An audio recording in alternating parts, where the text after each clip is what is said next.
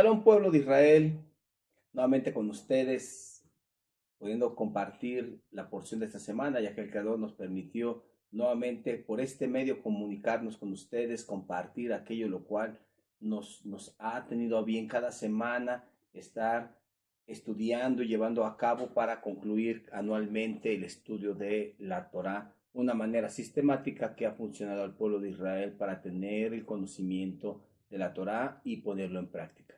Sin más, esta ocasión, Perashá Vayeshet, la cual se encuentra en el capítulo 37, versículo 1, al capítulo 40, versículo 21. Perashá, la cual ya viene a introducción todo el tema relacionado con Joseph. Ya semanas anteriores estuvimos tratando el tema, concluimos la perashá anterior de Vayisla, el tema Jacob, el tema Esab, anteriormente Jacob con Labán, sus hijos, sus mujeres, todo el tema relacionado. Pero ahorita pareciera ser que vamos a empezar una etapa en la cual solamente va dirigido completamente a Yosef Asadik, Yosef el justo, el cual empieza la perashá de esta manera. Y residió Jacob en las tierras que habitó su padre, en la tierra de Canaán. Esta es la historia de Jacob. Joseph, su hijo, tenía 17 años de edad y pastaba con sus hermanos el ganado. Él era amigo de los hijos de Bilá y de los hijos de Silpa, esposas de su padre, y solía contar lo que hacían de mal a su padre. En el versículo 2 que le di lectura expresa, Ele toldó e Jacob, que toldó dice, esta es la historia, pero se puede traducir, Toledo viene a ser la generación, es decir, el descendiente, Ele toldó Jacob Yosef. Es decir, este es el descendiente de Jacob, es el que va a tomar parte, es el que va a ser el sucesor de Jacob. Y si bien así fue como que quedó plasmado hasta la muerte de Jacob, el que quedó al mando, el que quedó con el cetro fue José, el que dirigía a sus hermanos, como vimos esta semana en la Perashá, los sueños los cuales se manifestaban a José, los cuales sus hermanos tenían un rechazo de por sí por su hermano, porque su padre, como manifiesta la Torah, amaba más a Joseph por esta razón, y luego con los sueños, con eso se completó. Bien podemos comprender que también no del todo tenía a bien Joseph estar en todo lo que hacía, dado que esos sueños eran manifiestos presentes para él, para que él esperase que se cumpliesen si era una dirección divina. En el tratado Tanit vino una Gemara algo semejante a esto. Había dos rabinos, los cuales dedicaban su vida al estudio de la Torah. Dado que el momento en que ya no tenían la economía para dedicarse solamente al estudio de la Torah, se dieron a trabajar, se dieron a tener que trabajar para poder sostener sus vidas y sostener el estudio de la Torah.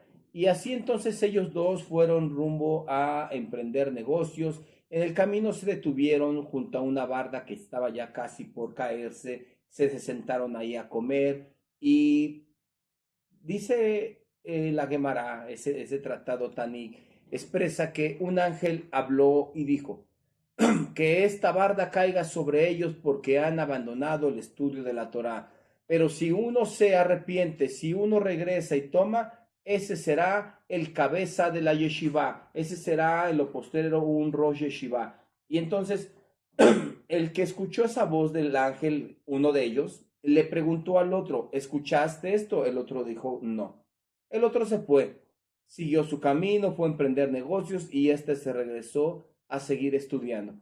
Pasado el tiempo, cuando él venía de regreso de negociar y demás, lo empezaron a cuestionar en un barco, a decirle que cómo había hecho eso de abandonar la Torá. Él dijo, en ninguna manera. Yo fui a conseguir sustento, yo fui a conseguir economía para seguir estudiando. Pregúntenme lo que quieran acerca de la Torá y si yo no les sé responder, es que no tengo conocimiento, es que no tengo interés y no me fui a buscar economía para estudiar Torah. Y le hicieron preguntas y demostró ser un sabio en el conocimiento de la Torá. Entonces con eso reafirma la Gemara diciendo que la palabra, la voz que escuchó de aquel ángel era solamente para el que la escuchó, no era para este, ni quería decir que este le iba a ir mal, ni quería decir, sino a él estaba hablando. El otro vio la necesidad de tener que salir porque tenía que sustentarse, porque tenía que tener economía para poder tener el estudio de Torah. Eso fue para él. Él por eso no lo escuchó, por eso él se fue. Pero a este otro que lo escuchó pensó que era para él y que era para el otro. No solamente era para él esa voz, esa visión, aquello lo cual él percibió en ese momento. Así yo sé, los sueños eran solamente para que él los meditara, o probablemente se acercara a solas con su padre y le preguntara, padre, ¿qué quiere decir esto? No sé. Y en eso entonces, de por sí que había algo que el padre les dio a notar a los demás hermanos, que amaba más a José, más esto le añadimos, vino a ser algo lo cual provocó que los hijos de Jacob, es decir, los hijos de Israel, tuviesen que tener por pretexto, por decir de esta manera, que nada justifica las malas acciones, las malas decisiones, el deshacerse de su hermano.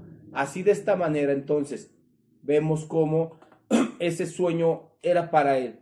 Vemos cómo los hermanos lo intentan matar cuando llega con ellos, como cuando su padre lo envía a buscarlos. Recordemos que Reubén dice, no, no echemos mano, es nuestra sangre, vamos a echarlo a la cisterna. Y estando en la cisterna,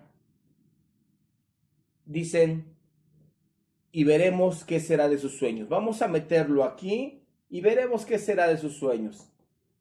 Vamos a ver si vive, vamos a ver qué será de sus sueños. Y vienen comentaristas de la Torá y asemejan con el sueño con la Gemara que les contaba hace un momento acerca de que y veremos qué será de sus sueños.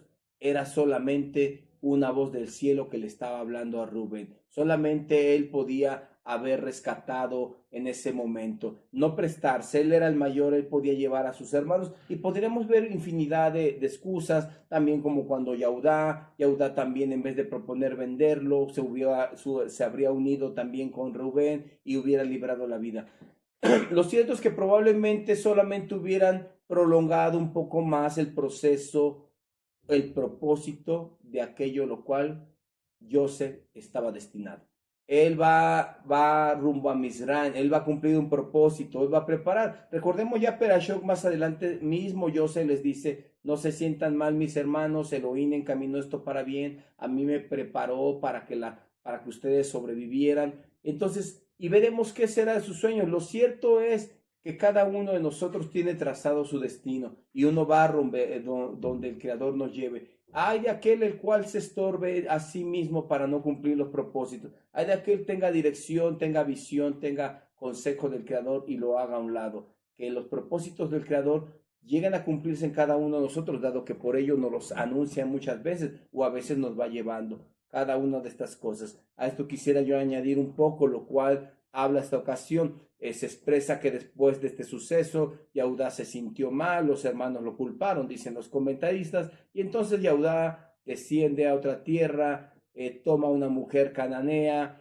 se casa, tiene 3 hijos, vemos lo que ocurre, mueren sus hijos, dice la Torá, porque eran malvados, y el tercer hijo no lo da todavía en casamiento, y viene entonces la nuera, y vemos que hablan de diversas cosas, las cuales ya las empezamos a percibir desde que semanas atrás, cuando hablábamos con Isaac, cuando hablábamos de Abraham, cuando hablábamos su trato con Abimelech. Abimelech les menciona la palabra pecado. ¿Cómo puede ser que no me hayas dicho que es tu esposa? ¿Por qué me dijiste que es tu hermana? ¿Qué tal si hubiéramos pecado? ¿De dónde sale esa palabra pecado? ¿O por qué dicen que tomar a una mujer casada es pecado? Esta semana nos habla de fornicación, esta semana nos habla de levirato, esta semana nos habla de un castigo que se le daba a una mujer cuando fornicaba en casa de su padre. Ahora, se hace alusión a que Tamar era hija de Shem, lo cual yo lo veo muy lejano a que sea, pero vamos a dejarlo de ese tamaño, ¿no?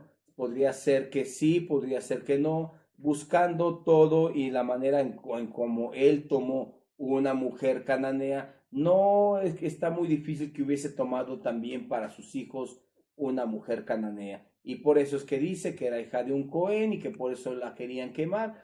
No sé qué tan así sea. Lo que sí les puedo decir que sobre la tierra de Canaán, y en otras tierras, como lo era en Gaza, que para entonces era Abimele, todos aquellos tenían leyes las cuales habían sido dadas del cielo, que no habían sido escritas, que no habían sido puestas y no habían sido dadas a una nación como lo fue el pueblo de Israel, no quiere decir que no existían. Como por qué habría de reclamar el Creador acerca del comportamiento de los moradores de Canaán. ¿Por qué había de reclamar el comportamiento de Sedón, de Gomorra, si no tuvieran leyes, si el Creador solamente los hubiera creado y los hubiera puesto en la tierra y que crecieran a como pudieran ir entendiendo? No, sino que el Creador, a lo que nos deja ver estos textos, dado que aquí todavía no se entregaba la Torah, dado que aquí todavía no se entregaba como pacto, como algo concertado a una nación, a un pueblo, dado que aquí no se había llevado desde esa manera, entonces puede percibir, es solamente un comentario, es solo una opinión, que ya existía todas esas leyes en toda la tierra, solamente que los hombres de la tierra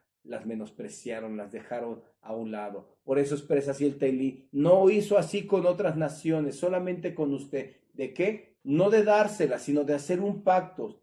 Con las otras naciones solamente se las dejó y ellas decidieron desecharlas, pero al pueblo de Israel no le dio opción. Al pueblo de Israel se la concertó como pacto, como un compromiso, como un convenio, como una unidad con él. Esto va a ser un pacto entre ustedes y el Creador. Eso es lo que une la Torah al pueblo. La Torah es la que une al pueblo de Israel con el Creador. Y las naciones solamente las tenían a manera de aceptarlas y ponerlas por obra o dejarlas a un lado. Así de esta manera, esta semana la jactará es el profeta Amós, capítulo 2 versículo 6 al capítulo 3 versículo 8 que habla respecto a que vendían al Sadik por 20 piezas de plata, que un padre se llegaba a la misma mujer que el hijo y algo relacionado a lo que nos está expresando esta semana la Perashá con la Jactará están en acorde y más que nos trae, pero